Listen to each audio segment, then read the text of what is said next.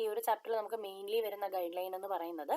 അപ്പോൾ അതിൻ്റെ guide lines just കുറച്ച് ഗൈഡ് ലൈനുകൾ മാത്രമേ ഉള്ളൂ. നമുക്ക് ഇമ്പോർട്ടൻ്റ്ലി ഉള്ള കുറച്ച് ഗൈഡ് ലൈനുകൾ മാത്രം നോക്കിയിട്ട് എങ്ങനെ നമ്മൾ ഇന്നലെയൊക്കെ നോക്കിയ പോലെ എങ്ങനെ എലിമിനേറ്റ് ചെയ്ത് അല്ലെങ്കിൽ പെട്ടെന്ന് ഇങ്ങനെ ഒരു കോഡിലേക്ക് എത്താം എന്നുള്ള ഒരു ഗൈഡ് ലൈൻ നോക്കാം. അപ്പോൾ നമ്മൾ അറിഞ്ഞിരിക്കേണ്ട ഗൈഡ് ലൈനുകൾ ഇത്രയും മാത്രമേ ഉള്ളൂ.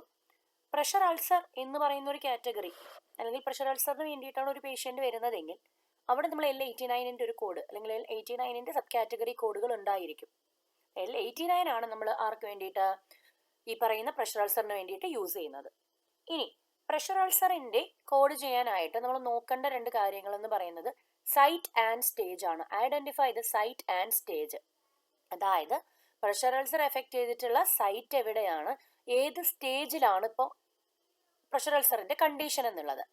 നമുക്ക് സ്റ്റേജ് 1, 2, 3, 4 അൺസ്പെസിഫൈഡ് അൺസ്റ്റേജബിൾ ഇത്രയാണുള്ളത്. സോ 1, 2, 3, 4 എന്നുള്ളത് നമുക്കറിയാം, നമുക്ക് ഓൾറെഡി ക്വസ്റ്റ്യനിൽ പ്രൊവൈഡ് ചെയ്യും. സ്റ്റേജ് 1 ആണോ 2 ആണോ 3 ആണോ 4 ആണോ എന്നുള്ളത്. ഇനി അൺസ്പെസിഫൈഡ് എന്താണെന്നുള്ളതും ഈ പഠിച്ചിട്ടുള്ളവർക്ക് അറിയാൻ പറ്റും. നമുക്കിപ്പോൾ 1, 2, 3, 4 ആ കോഡിൽ മെൻഷൻ ചെയ്യുന്നില്ല അല്ലെങ്കിൽ ക്വസ്റ്റ്യനിൽ മെൻഷൻ ചെയ്യുന്നില്ലെങ്കിൽ നമുക്കതിനെ അൺസ്പെസിഫൈഡ് ആയിട്ട് കൺസിഡർ ചെയ്യാം. പ്രഷർ അൾസർ ആണെന്ന് പറഞ്ഞു, സൈറ്റും പറഞ്ഞു, പക്ഷെ സ്റ്റേജ് മെൻഷൻ ചെയ്തിട്ടില്ലെങ്കിൽ നമ്മൾ അതിനെ അൺസ്പെസിഫൈഡ് എന്ന കാറ്റഗറിയിലായിട്ടാണ് ഉൾപ്പെടുത്താറുള്ളത്. ഇനി എന്താണ് അൺസ്റ്റേജബിൾ? ഈ സ്റ്റേജ് ക്ലിനിക്കലി ഡിറ്റർമൈൻ ചെയ്യാൻ പറ്റുന്നില്ല അല്ലെങ്കിൽ ഐഡന്റിഫൈ ചെയ്യാൻ പറ്റുന്നില്ലെങ്കിൽ, ക്ലിനിക്കലി ഡിറ്റർമൈൻ ചെയ്യാൻ പറ്റാത്ത സാഹചര്യങ്ങളിൽ അൺസ്റ്റേജബിൾ എന്നുള്ള കോഡുകൾ നിങ്ങൾക്ക് പ്രൊവൈഡ് ചെയ്യാം. ഇനി ഒരു പേഷ്യന്റിന് മുന്നേ പ്രഷർ അൾസർ ഉണ്ടായിരുന്നു, ഇപ്പം അതിൻ്റെ ഒരു റീചെക്കിങ്ങിന് വേണ്ടി വന്നപ്പോൾ ഇത് ഹീൽഡായി, കംപ്ലീറ്റ്ലി ഹീൽഡായി കഴിഞ്ഞു. ഇപ്പം നിലവിൽ ഇല്ലെന്നല്ലേ ഹീൽഡ് എന്ന് പറഞ്ഞാൽ അർത്ഥം. അപ്പോൾ ഹീൽഡ് എന്ന് പറഞ്ഞാൽ പിന്നെ പ്രഷർ അൾസറിന്റെ കോഡുകൾ അവിടെ കൊടുക്കാൻ പാടില്ല. അതായത് L89 പിന്നെ നമുക്ക് അവിടെ വേണ്ട എന്നുള്ളതാണ്. Next healing. Pressure ulcer documented as healing. Healing means on going process ആണ്. ഇപ്പോഴും എന്തായിട്ടില്ല, പൂർണ്ണമായും ഭേദമായിട്ടില്ല. ഏതെങ്കിലും ഒരു സ്റ്റേജ് ആയിരിക്കുമല്ലോ ഹീൽ ആയിക്കൊണ്ടിരിക്കുന്നത്. സ്റ്റേജ് 2 ഹീലിംഗ് എന്ന് പറഞ്ഞാൽ സ്റ്റേജ് 2 ആണ് നിങ്ങൾ കോഡ് ചെയ്യേണ്ടത്. Next patient admitted with 1 stage of pressure ulcer that evolve into another stage. Evolve എന്ന് പറഞ്ഞാൽ പ്രോഗ്രസ് ആയി എന്നുള്ളതാണ്. ഫോർ എക്സാമ്പിൾ സ്റ്റേജ് 2മായി വരികയും ട്രീറ്റ്മെന്റിൽ ഇരിക്കെ സ്റ്റേജ് 4 ആവുകയും ചെയ്തു എന്ന് പറഞ്ഞാൽ അവിടെ ഒരു പ്രോഗ്രസ് അല്ലേ ഉണ്ടായത്.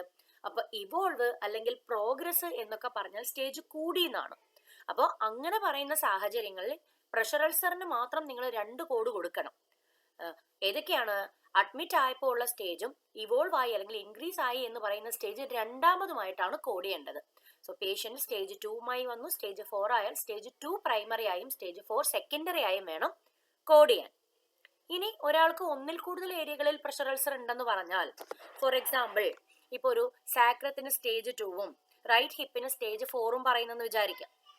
ഒന്നിൽ കൂടുതൽ സ്റ്റേജുകൾ പ്രൊവൈഡ് ചെയ്തിട്ടുണ്ടെങ്കിൽ, ഒന്നിൽ കൂടുതൽ സൈറ്റുകൾ ഉണ്ടെങ്കിൽ രണ്ടും കോഡ് ചെയ്യണം. ഹയസ്റ്റ് 1 ആദ്യവും ലെസ് ഹയർ 1 അല്ലെങ്കിൽ ലെസ് സിവിയർ 1 രണ്ടാമതുമായിട്ടാണ് നമ്മൾ കോഡ് ചെയ്യേണ്ടത്. സോ സ്റ്റേജ് 4 കോഡ് ചെയ്തതിന് ശേഷം മാത്രം സ്റ്റേജ് 2 അവിടെ കോഡ് ചെയ്യാൻ ശ്രമിക്കാം.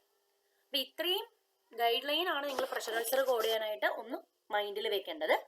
കോഡ് കാറ്റഗറി L89 ആണെന്നും സൈറ്റും സ്റ്റേജും നമുക്ക് നോക്കണമെന്നുള്ളതും, ഹീൽഡ് എന്ന് പറഞ്ഞാൽ കോഡുകൾ വേണ്ട എന്നുള്ളതും, ഹീലിംഗ് എന്ന് പറഞ്ഞാൽ ഏത് സ്റ്റേജ് ആണോ ഹീലിംഗ് ആവുന്നത് അത് തന്നെയാണ് കൊടുക്കേണ്ടതെന്നും, ഒരു സ്റ്റേജിൽ നിന്നും മറ്റൊരു സ്റ്റേജിലേക്ക് പ്രോഗ്രസ് ആയാൽ 2 കോഡുകൾ വേണം.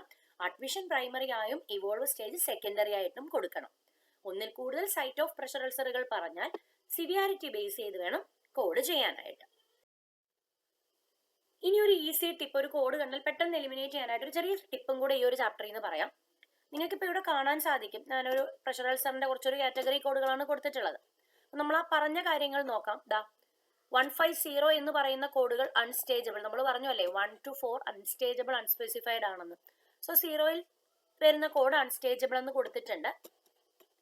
9ൽ വരുന്ന കോഡ് അൺസ്പെസിഫൈഡ് എന്നും കൊടുത്തിട്ടുണ്ട്. ഇതുപോലെ മറ്റൊരു ടിപ്പാണ്, പ്രഷർ അൾസറിന്റെ കോഡുകൾ ദറ്റ് എൻഡ് വിത്ത് 1 ആണെങ്കിൽ അത് സ്റ്റേജ് 1നെ ആയിരിക്കും സൂചിപ്പിക്കുന്നത്. എൻഡ് വിത്ത് 2 ആണെങ്കിൽ സ്റ്റേജ് 2നെ ആയിരിക്കും. സ്റ്റേജ് 3 ആണെങ്കിൽ സ്റ്റേജ് 3നെയും, സ്റ്റേജ് 4 ആണെങ്കിൽ സ്റ്റേജ് 4നെയും തന്നെയായിരിക്കും സൂചിപ്പിക്കുന്നത്. ഇത് ഒരു കോഡിന് മാത്രമല്ല, ഞാനിപ്പോൾ ഈ ഷെയർ ചെയ്തേക്കുന്നതിന് മാത്രമല്ല, പ്രഷർ അൾസർ L89 ഇങ്ങനെ തന്നെയാണ് ഇതിന്റെ ഗൈഡ് ലൈൻ വരുന്നത്. ദാറ്റ് കോഡ് എൻഡ്സ് വിത്ത് 1 ആണെങ്കിൽ അത് സ്റ്റേജ് 1 തന്നെ ആയിരിക്കും. ഈ ഒരു ടിപ്പ് മനസ്സിലിരുന്നാൽ ക്വസ്റ്റ്യനിൽ പറയുന്ന കോഡുകൾ നോക്കിയിട്ട് നിങ്ങൾക്ക് സ്റ്റേജ് ചെക്ക് ചെയ്തിട്ട് വേണമെങ്കിൽ എലിമിനേറ്റ് ചെയ്യാൻ പറ്റും. അപ്പൊ ഈ ഒരു ടിപ്പ് വെച്ച് തന്നെ നമുക്കൊരു ക്വസ്റ്റ്യൻ ചെയ്ത് ഇവിടെ നമ്മൾ പ്രഷർ അൾസറിന്റെ ഒരു എക്സാമ്പിൾ പ്രൊവൈഡ് ചെയ്തിട്ടുണ്ട്. നമുക്കറിയാം ഒരു പ്രഷർ അൾസർ കോഡ് ചെയ്യണമെങ്കിൽ നമ്മൾ നോക്കേണ്ട 2 കാര്യങ്ങൾ നമ്മൾ പറഞ്ഞിരുന്നു. എന്തൊക്കെയാണ്? സൈറ്റ് ആൻഡ് സ്റ്റേജ് അല്ലേ? അപ്പൊ നമ്മൾ ആദ്യം നോക്കേണ്ടത് സൈറ്റ് ആൻഡ് സ്റ്റേജ് ആണ്. ഇവിടെ ഈ ഒരു രണ്ടാമത്തെ ലൈനിലായിട്ട് stage 2 pressure ulcer of sacrum അല്ലേ?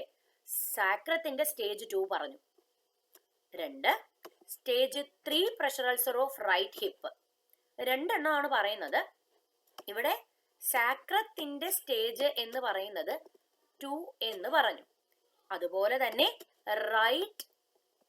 റൈറ്റ് ഹിപ്പിന്റെ എന്ന് പറയുന്നത് സ്റ്റേജ് 3 എന്നും പറഞ്ഞു. റൈറ്റ് ഹിപ്പിന്റെത് സ്റ്റേജ് 3 എന്നും പറഞ്ഞു.